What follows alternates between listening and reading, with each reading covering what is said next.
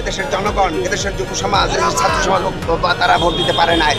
তারা তাদের আশা নিয়ে বসে আছে এই আজকের এই ত্রয়োদশ জাতীয় সংসদ নির্বাচনে তারা অবাধে তারা ভোটাধিকার প্রয়োগ করতে পারবে এবং তাদের কাঙ্ক্ষিত একটি রাষ্ট্র কাঠামো গঠন করতে পারবে, একটি সরকার গঠন করতে পারবে।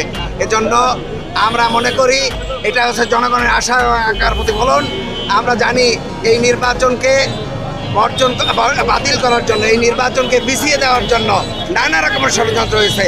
এই ষড়যন্ত্র এই নির্বাচনের ঘোষণার মধ্যে একটি বার্তা আসলো যে না, আগামী দিনে একটি সরকার কাঠামো গঠন করার জন্য এই অন্তর্বর্তীকালীন সরকার তারা দৃঢ় প্রতিজ্ঞ।